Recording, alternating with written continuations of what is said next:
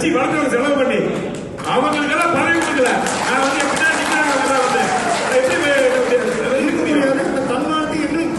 நான் பதவி வேண்டாம் சொல்றேன். என்னை நம்பி வந்தவனுக்கு விட்டு போட்டு நான் பதவி வாங்குறது தயாரா இல்லை. என் கூட 30 மாவட்டத்தில் வந்திருக்கிறான். 30 மாவட்டத்தில் பதவி கொடுக்கல. நான் மட்டும் துணை முதலமைச்சர் பதவி ஏற்க முடியுமா? எப்படி ஏற்க முடியும்? எப்படி ஏற்க முடியும்? என்னை நம்பி பின்னாடி இருக்கிறவங்களுக்கு அவங்கள கஷ்டப்பட்டவங்க. இப்ப வீரமணி, தங்கமணி, விஜயபாஸ்கர், சி.வி. சண்முகம் அந்த மாவட்டத்தினுடைய ஜாம்பவானுங்க கட்சி வளர்ந்தவங்க செலவு பண்ணி அவங்களுக்கெல்லாம் பதவி கொடுக்கல. நான் வந்து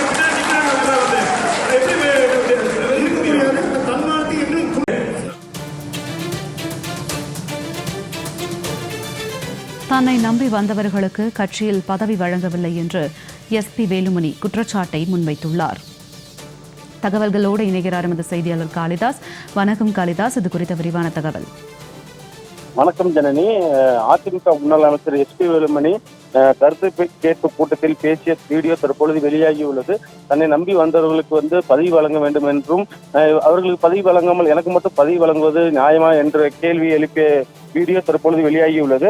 கோவை மாவட்டம் தொண்டாமுத்தூர் பகுதியில் கடந்த ஞாயிற்றுக்கிழமை அன்று தொண்டாமுத்தூர் சட்டமன்ற உறுப்பினரான எஸ்.பி. வேலுமணி, முன்னாள் அமைச்சரான எஸ்.பி. வேலுமணி அவர் தலைமையில் கருப்பு கேட்பு கூட்டம் நடைபெற்றது. அப்போது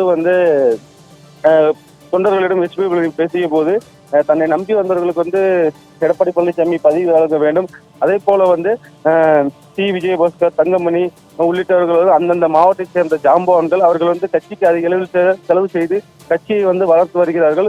இந்த சூழ்நிலையில் தனக்கு மட்டும் பதவி வழங்கினால் அது எப்படி அது நியாயமாக இருக்க முடியும்? அதனால தன்னை நம்பி வந்தவர்கள் அனைவருக்கும் பதவி வழங்க வேண்டும் பேசிய வீடியோ தற்பொழுது வெளியாகியுள்ளது.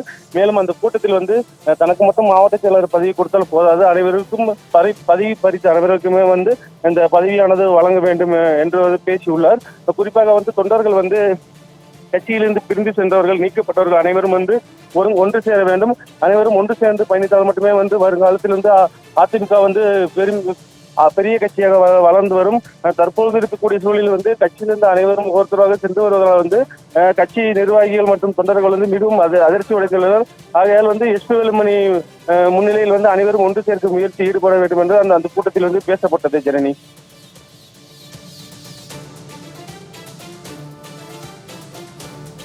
தங்களுடைய விரிவான தகவலுக்கு நன்றி காளிதாஸ்.